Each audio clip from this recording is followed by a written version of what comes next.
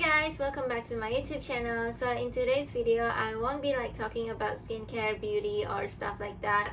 So as you have read the title, this video is about curing depression. So this is my experience in trying to cure depression. You guys, if you are dealing with depression, you might be asking if this thing is curable, if this is something that you can heal or you can completely break free. I'm not like a doctor or anything, so I can't really give you guys the answer as well, but in my opinion, I do feel that my depression is kind of I have felt how it feels like being cured from depression. What I mean by cure is that it's not something that it will be gone forever.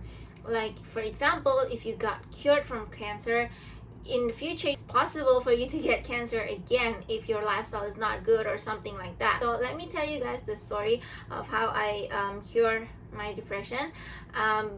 This is a spoiler alert. So I'm actually not cured from depression as of now, but at the time I was cured.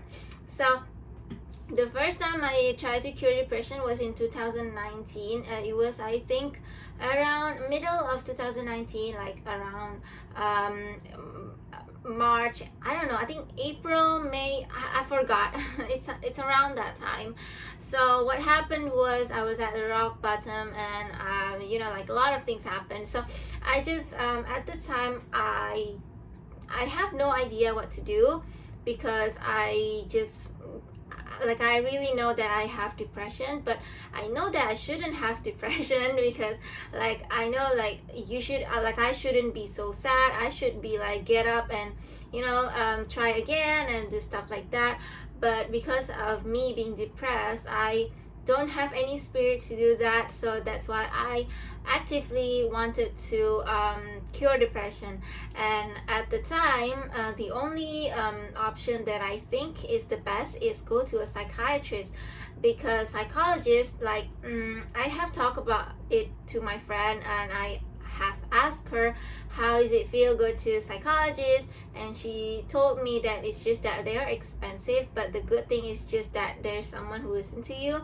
So to me, that's not something what I'm looking for. What I'm looking for is something that actually like a medicine to can actually cure whatever that I have. So that is why I'm looking for psychiatrists. So at first it was really scary, because again, I don't know what's gonna happen. I read mixed reviews honestly about going to psychiatrists and taking antidepressants. A lot of people say something after taking antidepressant, it's going to mess up your mind. And then there are also people who said that the antidepressant actually saved their life. So I really don't know what's gonna happen. And then I have always watched movie, and then they always put image on mental health hospital, it's for crazy people, and then only crazy people go there, stuff like that. So I was scared.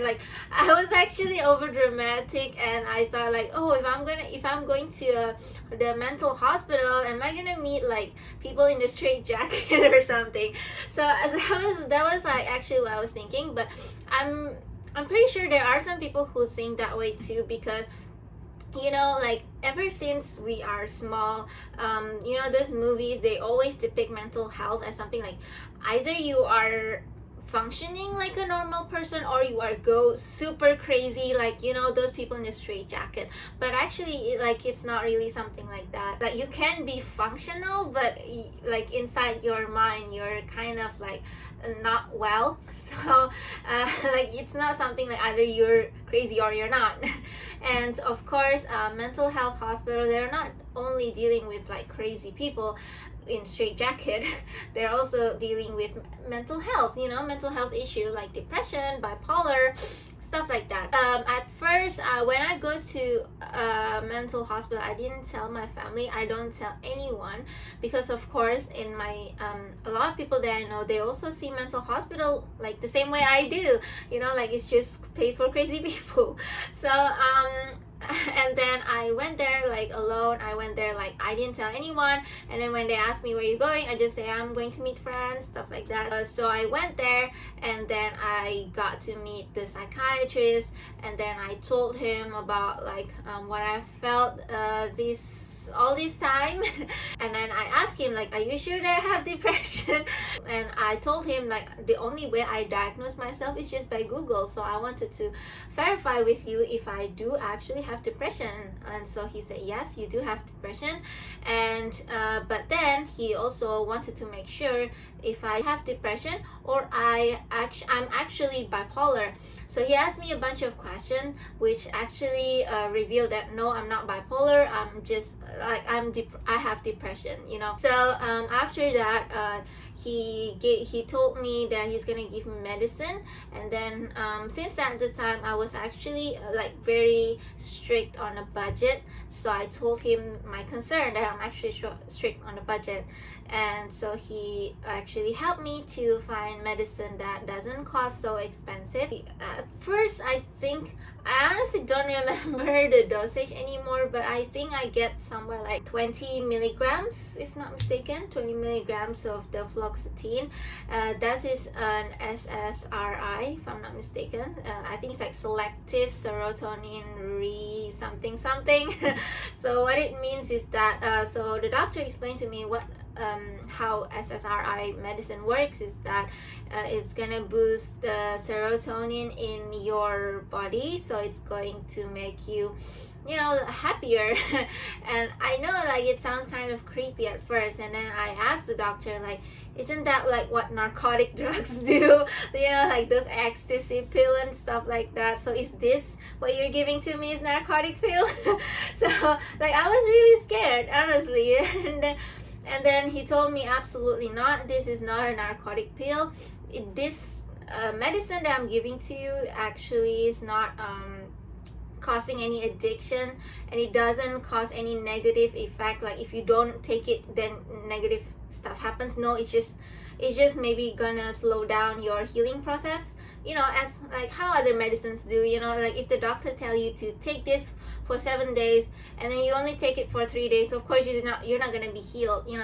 That's the only thing that happens. So, and like the difference is narcotic drug, if you don't take it, you might feel something else. Like maybe some people will have like a very high blood pressure or something, or maybe they have cold sweat, they just can't function well. So that is why narcotic drug is not recommended. If you would actually deal with depression, and that you actually have to take the proper medicine for that. He told me that some of the side effects can be like dry mouth, so if you feel that, just drink more water or something. But actually after I take it, I don't feel dry mouth. What I feel is actually drowsiness, which is also the common side effect for that medicine. So I take that once a day, and I take that of course after a meal. And then the first few days, like I think the first week, like nothing happens, like I really don't feel anything at all. But then the second week that I took it, like I started to feel the super drowsiness. I was so sleepy the whole time. At first I thought like, is it I didn't take enough sleep or something? But then after I make sure that I have enough sleep, I'm still so sleepy. So it's so bad to the point that even like on the daytime, and then I talk to people, I would yawn like probably every 10 seconds, and I feel like that is just so rude. Like other people are talking and then I'll keep yawning, like what they're saying is boring. But actually I have to like assure them, no, I just maybe not getting enough sleep or something. So at that time I still don't tell anyone, so I kind of like hide the medicine, and then I take it when everyone else is like doing something else or not around. And then I think the side effect actually happens for I think about 1 month, so like 4 weeks of having that kind of sleepiness in me. It's just not cool, really. But then I do feel that the sleepiness is kind of like a good distraction, because like I'm actually kind of a overthinking person. Like I overthink everything, I over dramatize everything, and I always like take some situation wrongly, like see it wrongly. I just misunderstood a lot of things. And the good thing is that this kind of sleepiness makes me not overthink anymore at the time. So it was like I don't want to think, I just want to sleep. So after I take that medicine for 4 weeks, and then that's done, I check with another doctor, because at the time I was moving city. So I go to another doctor, and I told her that the medicine's making me really sleepy, and she told me that it's okay, if it's making you really sleepy, we can adjust it for you. So she gave me 10, I think it was 10 milligrams of fluoxetine. So at first it was 20 milligrams, and then after that she gave me 10 milligrams. So anyway, the doctor actually changed, right? So the first one is a male, the other one is a female, and so that's why the pronoun changed. Okay, so anyway, so I got my dosage reduced. At first, even after the dosage reduced, I still feel so sleepy, I think, but then probably only for a few days. So it's not long after I got my dosage reduced. Like it's still going pretty smooth, honestly. What I feel after that long of taking medicine is that I started to feel that, I don't know, like I can't explain it, but I don't know why, but my life just got a lot better. So it's like I don't think about like problems anymore. I mean, I still have problems, but I don't like think it all the time, think about it all the time. So yeah, I don't really feel that sad anymore. Tell you guys like what's happened, I can't explain to you guys why it happened, but it just happened, so it was really good. Honestly, like I was back up on my feet, and I tried something again, and then when I try something again, I got some failures, and then I can deal with failure a lot better compared to last time. And then but then there's one time that I got failure, and then it was like really really sad, to the point that I'm like, oh, is this world filled with people like this, or something like that. And that makes me kind of have the suicidal thought again. And then I asked the doctor, so a few days ago I actually got suicidal thoughts. So is this mean that the medicines are not working or something? So she told me that even when you are not having depression, that doesn't mean you're gonna absolutely break free from sadness. Like you are still actually going to feel sad, you can still feel angry, you can still feel any emotions at all. That doesn't mean you're gonna be happy all the time. Yeah, the medicine actually helped me a lot in dealing with depression. And then after that, I think about 1 month after that, I got moved to a different country. So when I actually moved to different country, I have to of course continue my treatment. So I was looking for a different doctor, and then so this is the reason why I stopped the treatment, is that when I go to the doctor, so I was actually like really picky about the doctor that I'm gonna go into, because in my opinion, if you want to be cured from depression, it is 50% doctor and 50% you. So yes, you have to do a lot of effort, but at the same time, if you have a bad doctor, like it's probably gonna make things more difficult. It's probably gonna make the treatment fail, So anyway, I go to the doctor. I actually researched about him, and I found out he's like the best he's the best psychiatrist probably around area. So I went to him, and then I got some medicines from him, and I'm not sure why, but I've already explained to him that my previous medication was this and that, and then the doctor told me the reason why I got this dosage is because this and that. And then but I don't know why. He told me that okay, we're gonna continue that, but then when I actually go to the receptionist, they gave me different medicine. Then I actually make sure, like, is this actually medicine for me? They say yes. One part of the medicine is correct, like it is continuation from my last medication, but then they added something else which I actually don't really know what they are for. And so I mean, I at this time, you know, like I can't ask the doctor anymore because he has another patient, so I just go home and take it. And I noticed that the medicine, they don't actually adjust the dosage, so meaning that let's say I have to take 10 milligrams, they give me 40 milligrams, and then they ask me to cut them myself. And then when I cut them myself, it is actually kind of messy, so meaning that when I cut them myself, I actually lose several milligrams, so that doesn't make the dosage accurate. So what I'm taking is probably maybe 8 milligrams, and then the next day maybe 7 milligrams, or like that's just something that I probably don't really like. And then after that, I didn't bother to go back to the doctor because actually even to book a time with him is very difficult. And even when you already book a time with him, you have to wait for, at the time I have waited 3 hours, and they told me that it's normal, like because in their system when you book a time, that doesn't mean you can come at that time. It just means that you've already booked for that one day.